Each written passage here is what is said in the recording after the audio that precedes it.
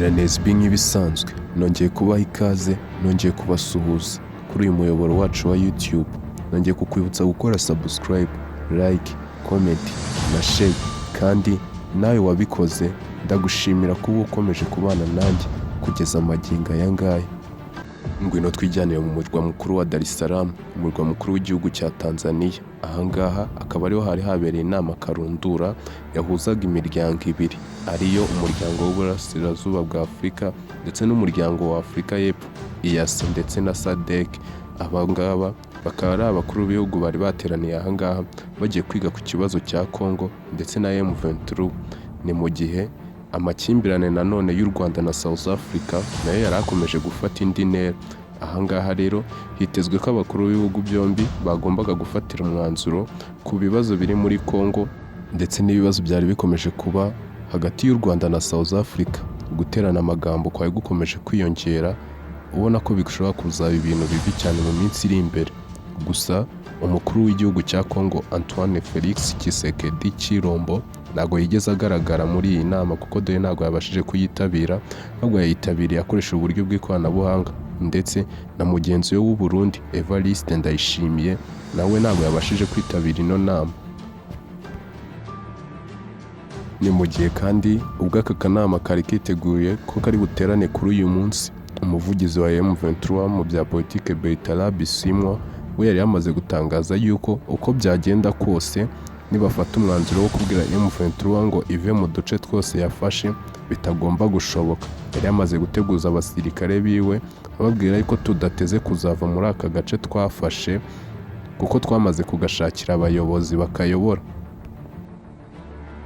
Ni mu gihe kandi hari hashize imyaka ibiri iyi ntambara ya Congo na M23 itangiye.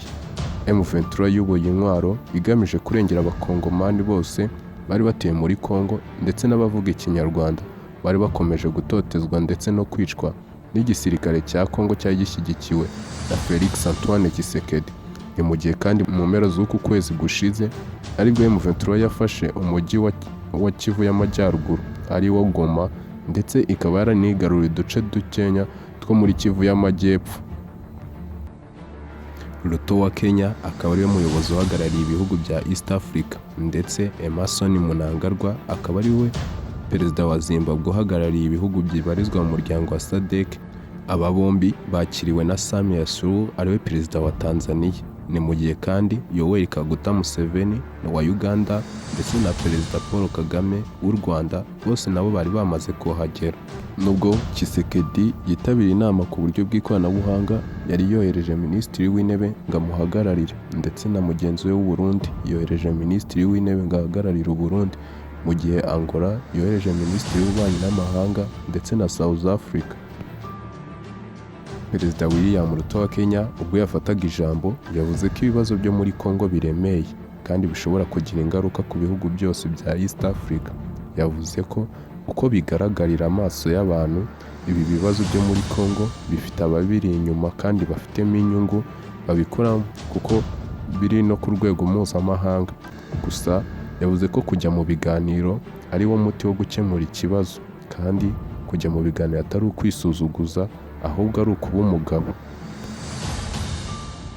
Perezida Emmerson Mnangagwa wa Zimbabwe ubwo yafataga ijambo yasabye yuko abateraniye hano bose basasa inzobe, ubundi bakabwizanya ukuri, bakavuga mu bwisanzure ntawe unigana ijambo undi, ubundi umuti w'ikibazo cya Congo ukaboneka, kubera ko utaboneka hatabayemo kubwizanya ukuri no kujya mu muzi w'ibibazo.